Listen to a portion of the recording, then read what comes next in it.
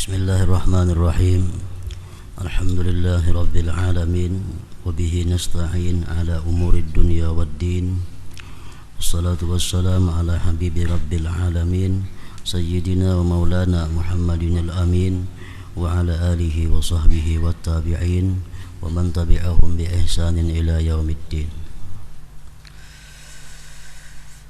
Amma ba'du, faqad qala al-imam Hujjatul Islam Abu Hamid Al-Ghazali rahimahullah wa nafa'ana bi ulumihi fid dharain amin. Larangan-larangan artinya perkara-perkara yang ditegah dilakukan di dalam sembahyang, perkara-perkara yang kada boleh dilakukan di dalam sembahyang. Rasulullah sallallahu alaihi wasallam melarang dalam salat dari as-safan dan as-sabad, yang keduanya telah kami sebutkan. As-safan telah disebutkan dahulu, artinya adalah irtifa'u ahadil qadamain, artinya batis itu bertinggi sebelah. Umpamanya tangan ini contohnya batis, sebelah bertinggi. Ini dilarang macam itu. Atau sebelah bermaju. Nah, mestinya rata dinto batis kita, ini maju sedikit sebelahnya, itu dilarang juga. Jadi mesti bujur-bujur rata batis kita ini, karena dilarang oleh Rasulullah. Batis itu bertinggi sebelah dilarang, bermaju sebelah kada boleh juga, mesti rata. Nah, jadi kada kawa kada diitihi dahulu batis sebelum sembahyang, kita itihi dahulu batis rata kada sudah.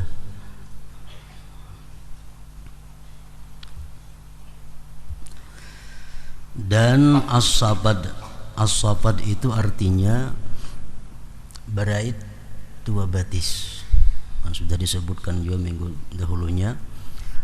Batisnya itu betatai dua berait. Nah, sembahyang batisnya betatai dua, tasantok kiri kanan nih batis, dilarang itu. Jadi mesti ada jaraknya jangan terlalu luas, paling luas sakilan, jangan mengumpati garis di pasahapan. Garis pasahapan itu keluasan, kan pasahapan nanti nang bergaris sudah angka-andakan batisnya itu. Nah, amun itu bahasa hasta parak. Nah, jangan umpat di situ. Jadi kita ukur kira-kira sekilan paling luas. Kalau kada 4 jari, jangan sampai kurang pada 4 jari, lebih pada sekilan jangan juga. Nah, jadi batis kita rata kiri kanannya, rata tinggi rendahnya, rata mundur majunya, dan jaraknya ini jangan lebih pada sekilan. Dan di situ kita disuruh bahwa jari batis ini semuanya menghadap kiblat. Kebanyakan kita sembahyang itu batis kayak biasa takadintu. Kenapa sebabnya? Karena kadang memperhatikan batis ini taliwat ke kanan lewat ke kiri. Memang kita macam itu, keadaan kita sehari-hari bila berdiri batis macam itu. Nah, sembahyang ini harus beda dengan kebiasaan. Sembahyang ini adalah ibadat. Ibadat itu artinya gerak-gerik kita jangan sama dengan kebiasaan, sesuai dengan aturan yang digariskan. Jadi batisnya itu diubah, jangan kayak kebiasaan bagi rangkang muka itu. Nah, rata akan umpang kayak itu, kawah aja rata akan kayak itu, jangan kayak itu. Nah, rata-rata sembahyang macam ini, sembahyang ganjam ini batis tumit berapat muhara jadi beluas. Nah jangan, mesti rata. Ini sama bini-bini macam itu juga, laki-laki pun macam itu juga. Luasnya jangan lebih pada sekilan antara dua batis, dan jangan terlalu rapat kurang pada 4 jari. Orang-orang dahulu di zaman sahabat dan tabi'in disebutkan sudah dahulu, itu menandakan fikihnya seseorang, menandakan ilmunya seseorang. Bila orang tu sembahyang batisnya tapi rangkang lintu, tu orang kada berilmu. Kada berilmu, walaupunnya mengaji, walaupunnya bisa mengajar, batis tapi rangkang lintu sembahyang, tu tandanya orang kada berilmu. Jadi mesti rata. Jari-jari semuaan menghadap kiblat. Jangan ada ke timur ke barat lintu, ke utara ke selatan batis.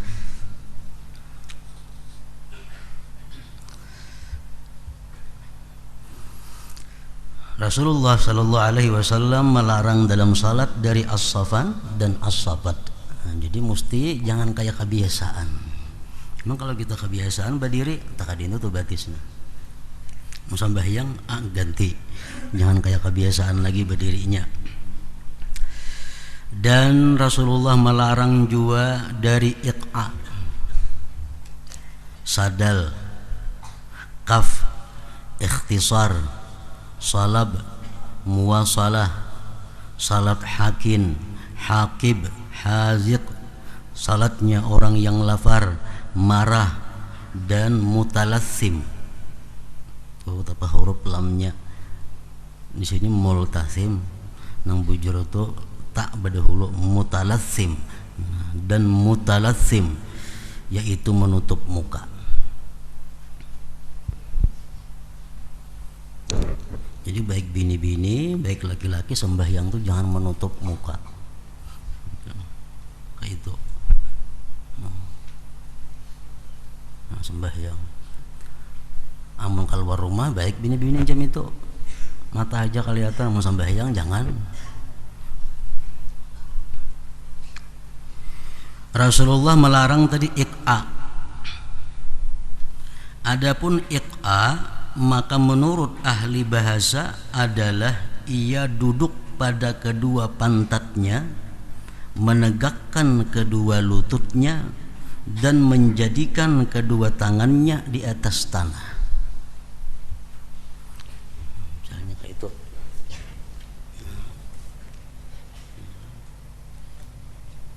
Ini duduk iqa ngarannya. Sembahyang macam ini duduknya dilarang, ada boleh. Duduk di atas pantat, ini cagat berdiri, tangan ke tanah telapaknya, seperti anjing.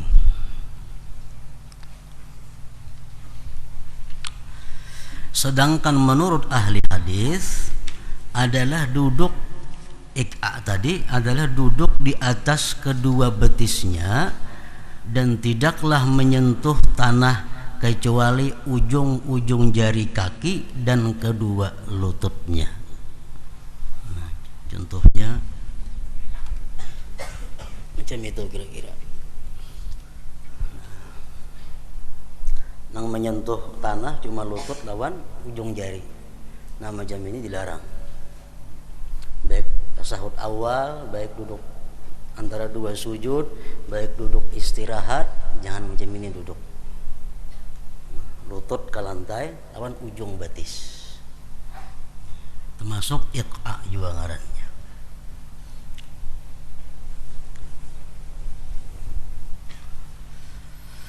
Adapun sadal menurut ahli hadis adalah berselimut dengan pakaiannya dan ia masukkan kedua tangannya dari dalam, lalu ia rukuk dan sujud demikian. Itu sadal ngarannya.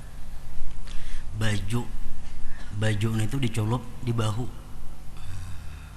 tangannya kada dicolok di bahu aja, dicolok tangannya kada, jadi tangan tak kurung di dalam nih.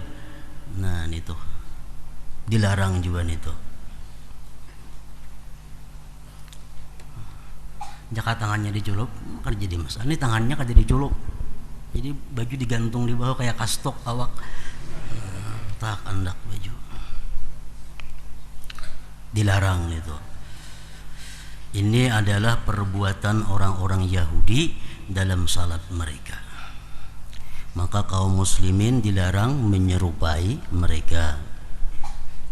Sedangkan gamis, baju panjang sampai mata kaki dan lengan panjang adalah semakna dengannya. Baju gamis kah sama aja, dicolop, tapi tangannya kan dicolop, dikurung awak dalam baju. Nah, jangan itu. Ada yang mengatakan bahwa maknanya adalah meletakkan pertengahan kain di atas kepalanya dan ia lepaskan kedua tepinya ke kanan dan kirinya tanpa menjadikan kedua tepinya itu pada kedua bahunya. Ini termasuk yang dilarang juga.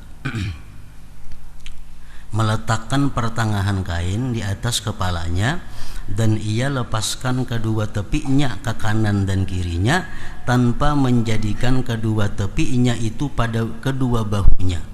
Pendapat yang pertama adalah lebih mendekati kebenaran. Namun sama pada kedua-duanya dilarang. Maka kamban kayak bibinian tuh. Ujung ujung diletakkan bejuntai ke bawah. Mestinya diselingkuhakan ke kanan, ke kiri. Nah kayak itu maka amun bersurban diandak di kepala, nah, ujungnya dilihatkan bejuntai kiri kanan, nah itu kada boleh. Mesti nah kabahu kanan kirinya, ujungnya itu.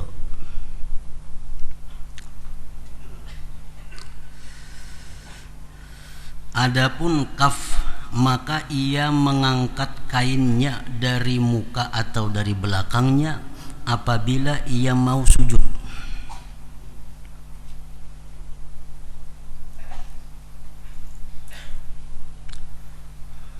Itu kaf ngarannya. Mengangkat baju, mengangkat tapih atau mengangkat salawar atau mengangkat nang apa? Bila hendak sujud tuh. Kan biasa kita misalnya ya Allah liman hamidah Allah, nah diangkat dulu nak sujud, nah diangkat, nah itu kada boleh.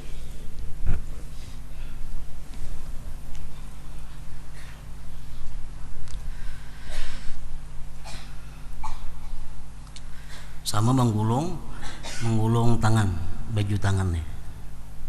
Misalnya hendak sembahyang kita digulung baju, nah itu makruh juga, kada boleh. Ini biar sepanjang-panjangnya. Kadang-kadang kaf itu pada rambut kepala. Maka janganlah sekali-kali seseorang laki-laki salat sedangkan ia mendandani, artinya menggalung rambutnya. Rambut nang panjang-panjang na inget sini nah. Itu kalau hendak sembahyang biarkan aja diurai. Jangan digalung. Supaya apa? Supaya rambut tuh umpat juga ke tanah sujud. Ini orang pernah berambut gondrong tapi nya kayak kita kan tak pakai pang ini. Nah apa nang digalung? Ini laki-laki yang berambut panjang na inget sini nah. Jadi kalau hendak sembahyang rambut biar lurus-lurusnya, jangan dibaiki, biar disoroi seadanya. Jadi waktu sujud rambut tak umpat juga sujud ke tanah itu. Jangan digalung.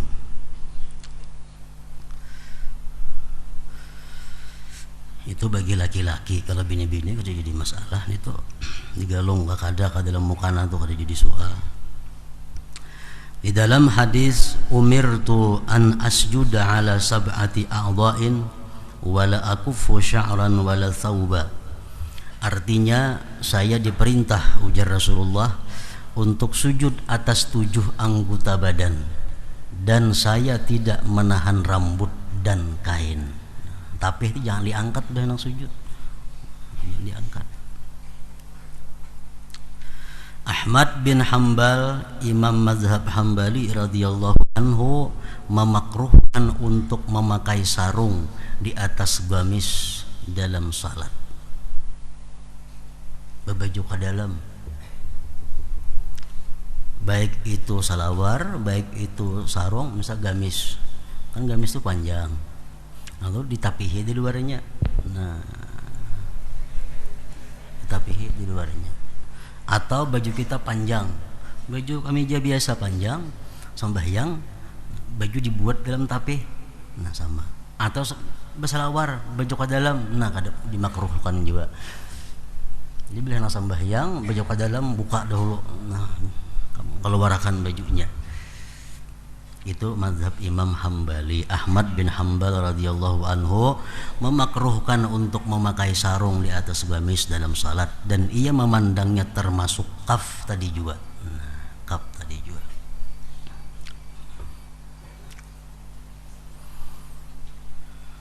Jadi walaupun lain mazhab daripada kita, urusan yang dilarang tetap kita mengikuti karena mengambil apik. Jadi sembahyang jangan hendak berbaju ke dalam, mesti baju keluar.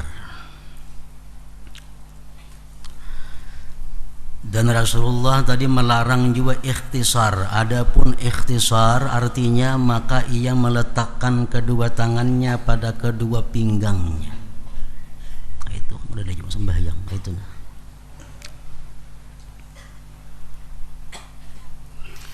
Adapun salap adalah ia meletakkan kedua tangannya pada kedua pinggangnya dalam berdiri, dan ia renggangkan kedua lengannya pada berdiri itu.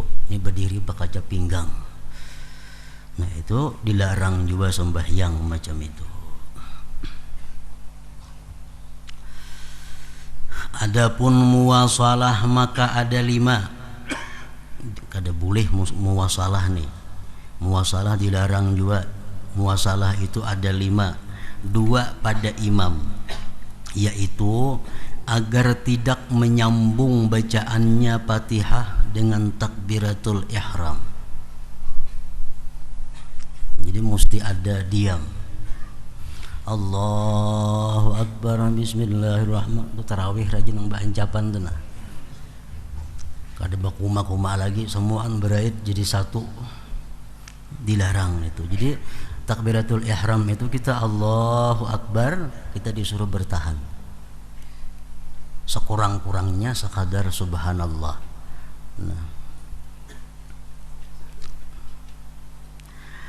Yang kedua, agar tidak menyambung rukuknya dengan bacaannya. Lakum dinukum waliyadin, Allahu Akbar, bersambung. Lakum dinukum waliyadin mesti bermandak dahulu. Sekadar subhanallah, hanyar takbir ruku Allahu Akbar. Dan 2 pada makmum, yaitu agar tidak menyambung takbiratul ihram dengan takbir imam. Jadi tuntungakan dulu imam bertakbiratul ihram, Allahu Akbar, tuntung imam, hanyar kita di belakang.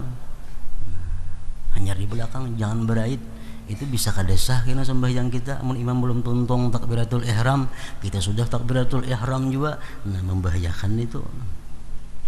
Tuntungakan dulu imam Allahu Akbar takbiratul ihram, hanyar kita di belakang. Yang kedua daripada makmum ini, agar tidak menyambung salamnya dengan salam imam.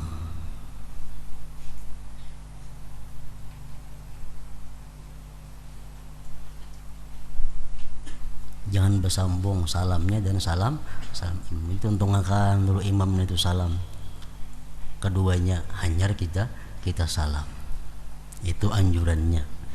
Tuntungakan imam dulu 2 kali salam, hanyar kita salam. Dan satu di antara keduanya, imam dan makmum, yaitu agar tidak menyambung salam fardu dengan salam kedua, dan agar ia pisahkan antara keduanya. Salam pertama itu salam rukun sembahyang, sedangkan salam yang kedua salam yang sunat. Nah, antara fardu dan sunat itu jangan digabung, mesti dipisah.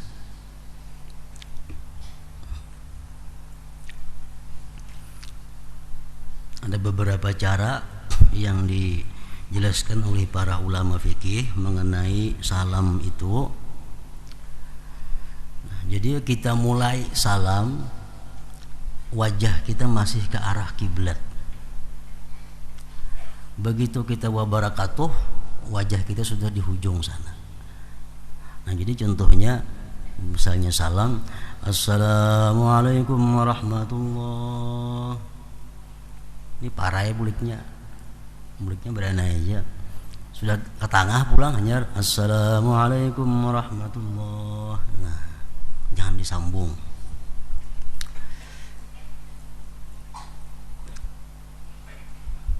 Jadi jari nang kita tasahud itu nang angkat itu sampai salam hanya habis diangkat. Sampai kita menyapu tangan kita nah hanya habis. Ini ganakannya aja. Assalamualaikum warahmatullah. Assalamualaikum warahmatullah.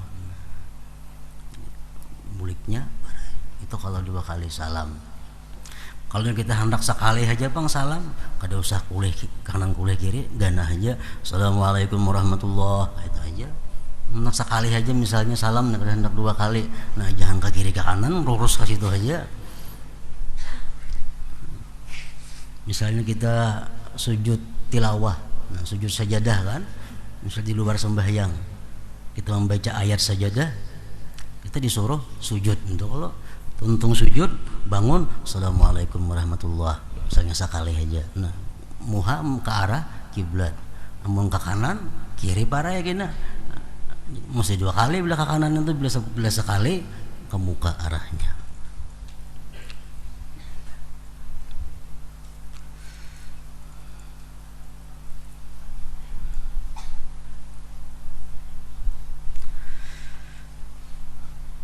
Adapun hakin adalah karena menahan kencing. Ma'ari tiba kami, nah itu jangan sembahyang. Kami akan dahulu.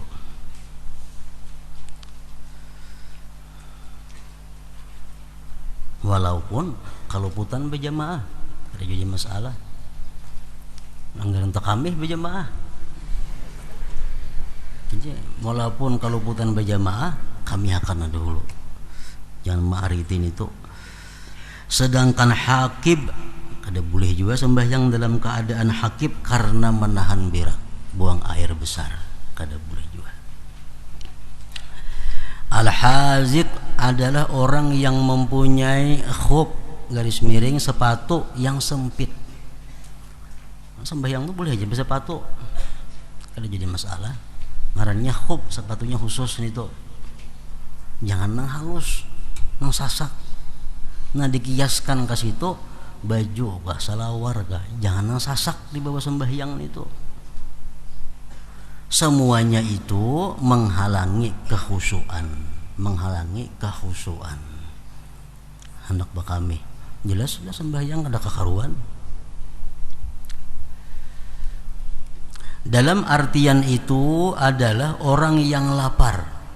Orang yang lapar jangan dibawa sembahyang dahulu, buka makan dulu.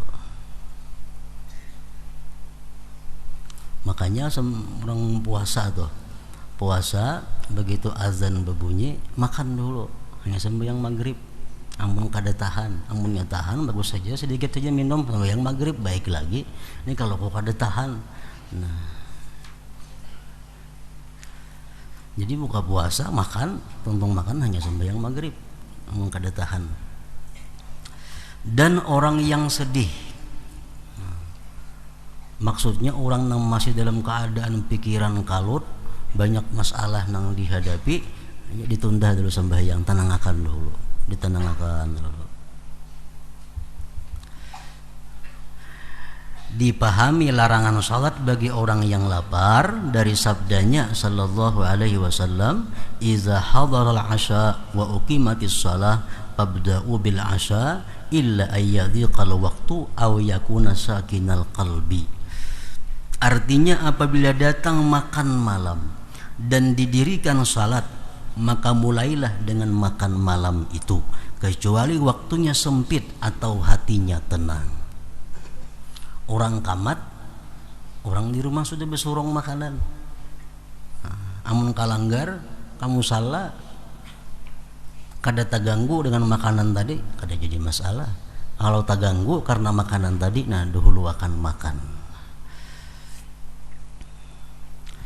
Di dalam hadis la yadkhulanna ahadukumus salah wa huwa muqattibun wa la yusalliyanna ahadukum wa huwa ghadban.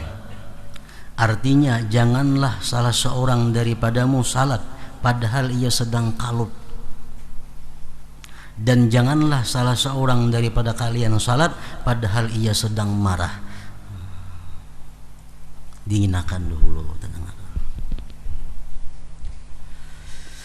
Al-Hasan berkata, setiap salat yang padanya hati tidak hadir, maka salat itu lebih segera kepada siksaan. Orang yang sembahyangnya itu ke hatinya kada hadir, sembahyang itu membawa kemudaratan lawan inya.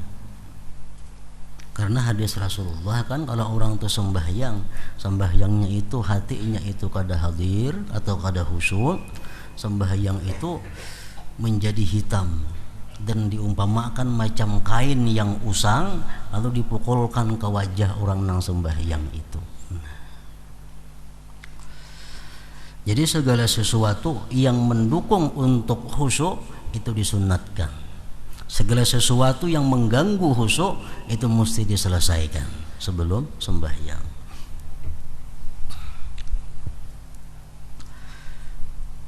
Di dalam hadis sab'atu asya'a fis shalah minasyaitan ar-ru'ab wan nu'as wal waswasatu wat tasa'ubu wal hukaku wal iltifatu wal abasu bisyai'. Artinya 7 hal di dalam salat itu dari syaitan, yaitu darah dari hidung, rastungan. Otomatis sembahyang kita kan teluruk darah itu najis, batal. Nah, itu bisa syaitan mengganggu sehingga darah keluar di hidung, supaya kita sembahyang ini batal.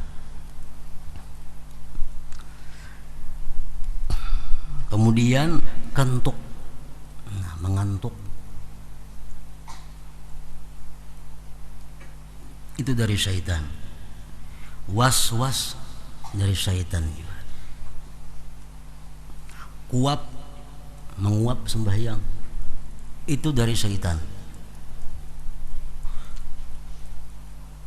Gusuk-gusuk, garu-manggaru, nah, dalam sembahyang itu adalah pekerjaan syaitan. Lagi belum sembahyang kita kada ada asa gatal, kada awak. Begitu Allahu Akbar, kepala lah gatal, belakang lah gatal, syaitan menggeritiki supaya kita ini menggaru. Nah,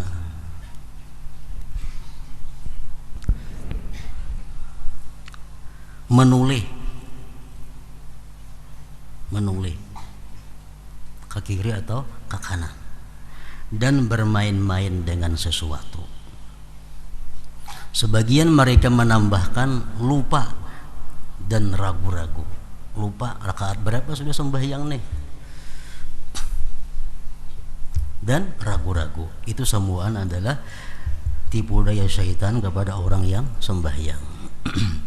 Makanya dianjurkan sebelum sembahyang itu mengucap surat An-Nas dulu, qul a'udzu birabbin nas malikin nas, supaya sembahyang kita aman daripada gangguan syaitan tadi. Sebagian salaf berkata 4 hal di dalam salat termasuk kasar, yaitu menulih sembahyang kita. Misalnya Anda datang di higa kawan, nah, itu kasar. Mengusap wajah sembahyang tuh namanya pemuha, apakah bisa boleh termasuk kada beadab. Artinya meratakan kerikil untuk sujud,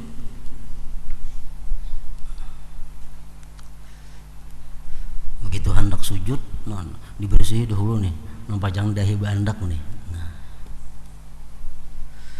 dan kamu salat di jalan orang yang liwat di mukamu. Artinya sembahyang di jalan, sembahyang di kalaluan orang. Nah itu. Dan beliau Rasulullah melarang juga dari menjalin jari-jarinya, memanjang. Memang ada jawaban kayak kita macam ini sembahyang tangan. Maka ini bepanjangnya adakah? Ada.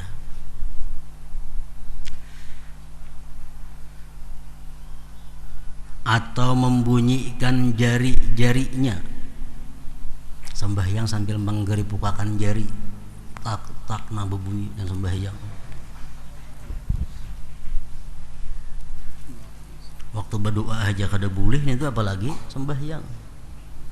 Berdoa ini nah menanai lawan Tuhan supaya diberi rahmat, supaya dikabulkan doa, tapi tangan geripukan itu apa?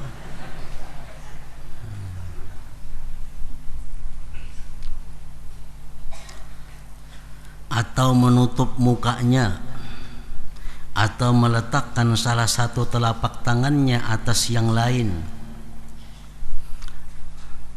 yang dilarang juga itu. Dan memasukkan kedua telapak tangan itu di antara dua pahanya pada waktu rukuk. Sebagian sahabat radhiyallahu anhum berkata, kami melakukan hal itu lalu kami dilarang. Kan rukuk kita telapak tangan mesti di lutut bandak. Nah, ada nih kada mereka sahabat dahulu rokok itu macam itu tangannya. Nah di tengah-tengah dua lintuhut. Nah, kita jam itu tangan rokok. Kalau kita adanya kada jam itu. Nah, dahulu dilakukan oleh sahabat, akhirnya dilarang. Lalu kami dilarang. Dan dimakruhkan juga meniup tanah ketika sujud. Meniup sajadah makruh untuk membersihkan, dan juga meratakan kerikil dengan tangannya makruh juga. Sesungguhnya itu adalah perbuatan-perbuatan yang tidak diperlukan. Dan ia tidak mengangkat salah satu dari dua telapak kakinya lalu diletakkan di atas pahanya. Orang duduk sila panggung, nah sebelahnya itu batisnya sebelah ke atas paha. Nah ada boleh juga itu sembahyang jam itu sila panggung aja orang duduknya. Dan tidak bersandar ke dinding waktu berdirinya. Sembahyang ketujuh parak tihang lalunya, nah bersandar di tihang sembahyang.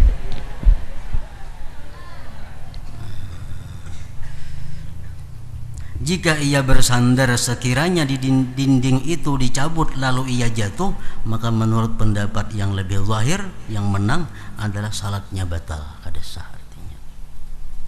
Wallahu a'lam.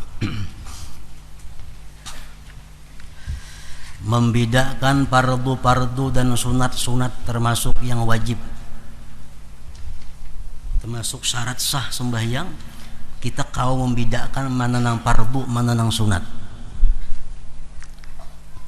Seluruh apa yang kami sebutkan itu mengandung fardu-fardu dan sunat-sunat, adab dan hayat tingkah dari sesuatu yang seyogianya bagi orang yang ingin menempuh jalan akhirat untuk memeliharanya seluruhnya.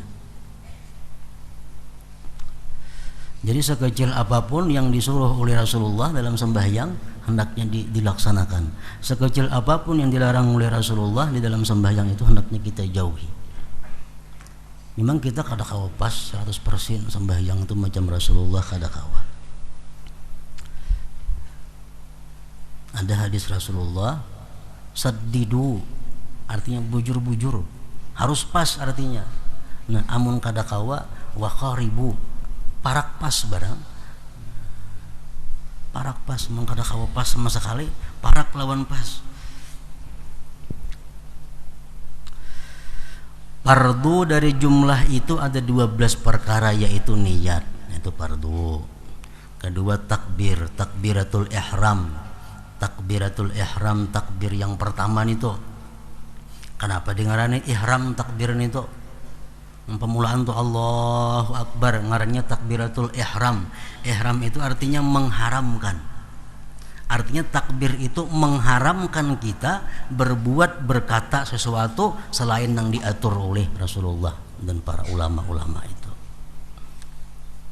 3 berdiri, 4 membaca Fatihah, 5 membungkuk dalam rukuk sampai kedua telapak tangannya menyentuh kedua lututnya, serta tumakninah, diam sejenak.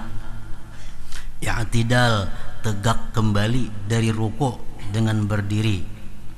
7 sujud dengan tumakninah dan tidak wajib meletakkan 2 tangan. Nah, ini pendapat dhaif. Pendapat yang mu'tamad, telapak tangan itu wajib juga diletakkan waktu sujud karena 7 anggota.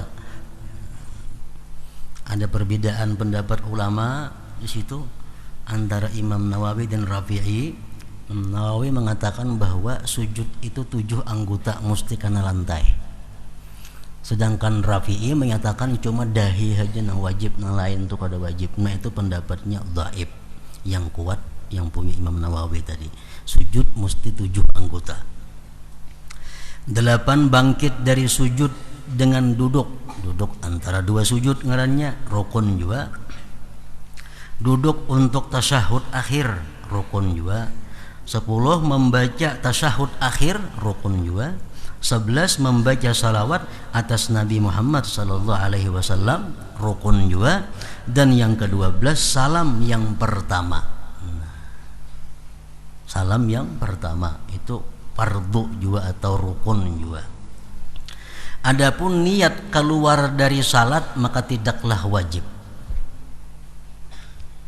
Ada ulama berpendapat bahwa ketika kita mengucap assalamualaikum warahmatullahi wabarakatuh, di hati kita berniat keluar dari sembahyang. Nah, itu kada wajib berniat, itu tuh sunat aja, kada wajib. Andai-pun itu kada dibuat niatnya, kada mengganggu sahnya sembahyang. Sesuatu yang selain ini 12 tersebut tidaklah wajib. 12 saja yang wajib. Tetapi itu adalah sunat-sunat dan hayat pada sunat dan fardu. Adapun sunat-sunat maka dari perbuatan ada 4, yaitu mengangkat 2 tangan ketika takbiratul ihram. Mengangkat 2 tangan ini pun bila kita kada melatih, kita kada wajib pas berceramain dulu di rumah, di hadapan cermin diindahkan kayak apa nang pas mengangkat telapak tangan itu supaya jangan kurang, jangan lebih.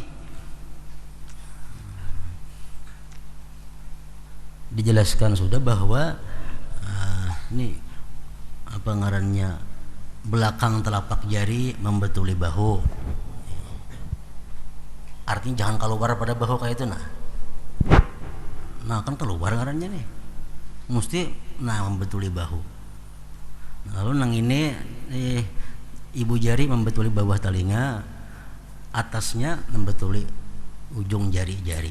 Nah, Allah, kira-kira macam itu parak lawan pas. Mempas benar itu kira-kira kada juga, cuma parak lawan pas. Allahu Akbar. Nah, tangan ini diratakan. Jangan kayak itu banyak benar kayak itu sembahyang. Apa kayak itu?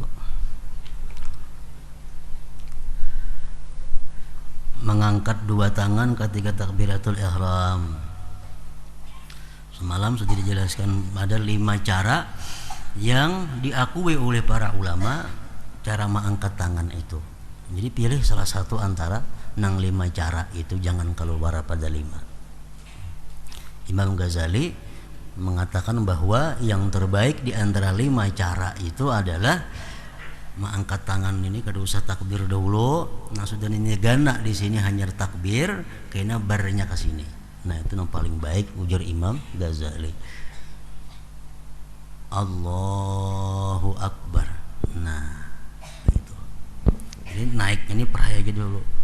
Ini macam mukaddimah naiknya, ini macam permulaan. Allahu Akbar. Nah, itu yang Imam Ghazali baik-baik. atau hendak ada macam itu nang sepanjangannya boleh juga mulai bawah Allahu Akbar, nah akur juga ada juga pendapat ulama nang macam itu. Ada juga nang turun naik perai di atas saja Allahu Akbar, nah, Allahu Akbar peraya lagi, nah ada juga.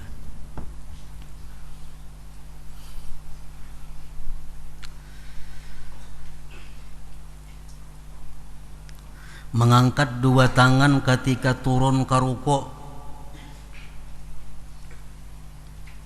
Kayak ini kita untuk asalnya lakum dinukum waliyadin.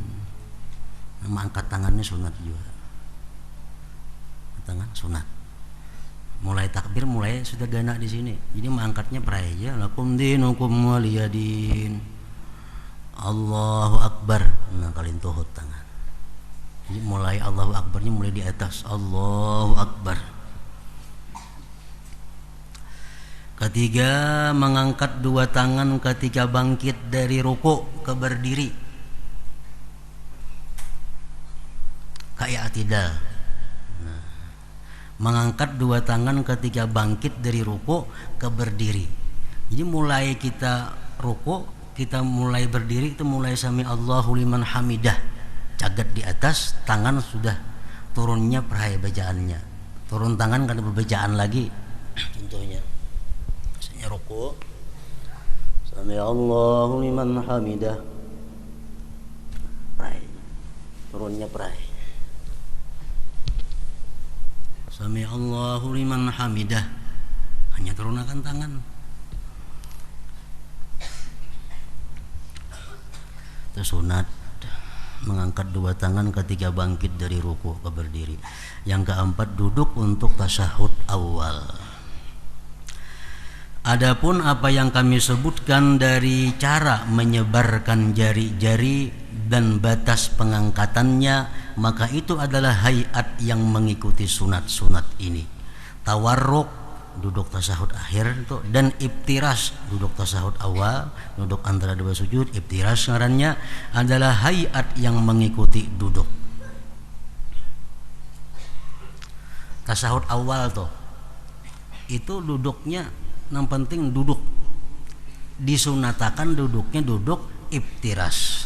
Nah, amunnya basila sah aja sembahyangnya, sah aja basila. Cuma kadang mengikuti sunnah duduknya duduk ibtiras. Nah, karancakan melihat sembahyang itu duduk ibtiras itu atau duduk tawarruk kaina telapak batis itu kada mau rata, kenapa? Kebanyakannya sembahyang itu padahal mesti diratakan nang kanan cagat. Nah, telapak batis sebelah kanan. Duduk ibtiras, nah duduk tawarruk, telapak batis nang kanan itu cagat, jangan berpingkur macam itu nah. Jadi jari bujur-bujur ditekan supaya menghadap kiblat. Nah, kawan contoh kan melihat juga ada kameranya situ nah di belakang. Jadi telapak batis sebelah kanan ini berdiri diriakan, jangan berpingkur kayak itu.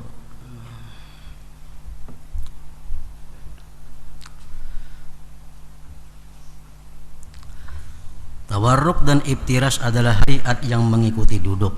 Menundukkan kepala dan tidak menoleh adalah hayat bagi berdiri dan membaguskan bentuknya. Duduk istirahat tidak kami hitung termasuk pokok sunat dalam perbuatan-perbuatan, karena hal itu seperti membaguskan bagi hayat bangkit dari sujud ke berdiri. Karena perbuatan-perbuatan itu tidak dimaksudkan pada dirinya, oleh karena itu tidak disebutkan tersendiri. Nah, itu adapun zikir-zikir sunat maka yaitu